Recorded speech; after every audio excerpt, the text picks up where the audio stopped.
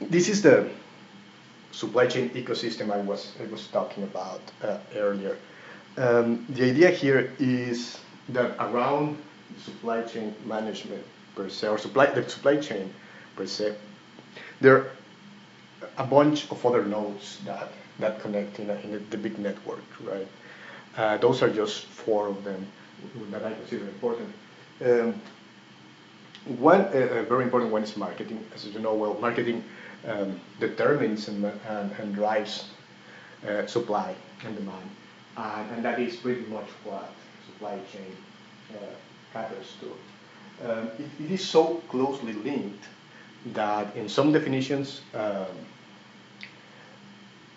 people will put marketing as part of the supply chain. This is not the most orthodox definition, but you can see if you look on the internet or in certain books, marketing will be a part of the supply chain. So what that means is, regardless of how you want to classify it, is that is an area that you need to look at as an element in your search for both for what you want to do and where can you use your skills once you decide what you want to do. The other interesting part is information technology, IT. Well, that's everywhere, that's prevalent. But supply chain itself in the modern days cannot really exist without IT. You can think of supply chain as moving information almost as much or even more than moving materials or services. So there is a very close link between those two uh, skill sets. And from a professional perspective, you can think of, if you belong to the supply chain group, whatever that means, you are bound to understand what technology is there and what they can do for you.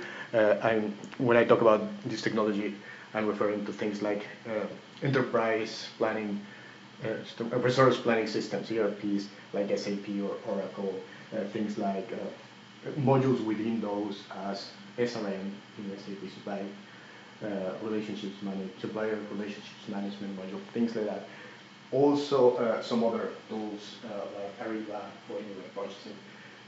It's important that any supply chain professional is aware of those. But on the other hand, if you're an IT professional, that gives you you have a set of skills that is very useful in the supply chain part. So it goes both ways.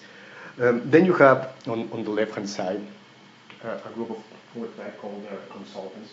These are people who do not belong directly to supply chain. They don't perform the supply chain processes, but they have expertise, knowledge about those processes. So they interact with the supply chain environment as well, and that's, of course, another possibility in terms of potential growth or job opportunities. And then on the right-hand side, this is a little bit of more generic group, of this, what I call service providers. You probably heard about the extended supply chain and things like that. You usually won't manage all your supply chain functions within any company, even if you're very large. You're typically going to rely on certain service providers for certain things. So you'll have things like freight management companies, for example. So you will outsource freight management to somebody else. You might outsource your indirect procurement to somebody else. IBM does that, for example. You might outsource your accounts payable within the payment part of the supply chain. So it is not, I guess what you're doing is, instead of procuring the thing you need, you're procuring the service that procures that. That's what the extended supply chain is. So for example, if you work with Staples to get your office supplies, in a way you are not procuring office supplies anymore. What you're procuring is a service that procures service supplies for you. So that extends, again, the reach of the need for supply chain professionals and skills out to these service providers. So that's what this ecosystem tries to convey.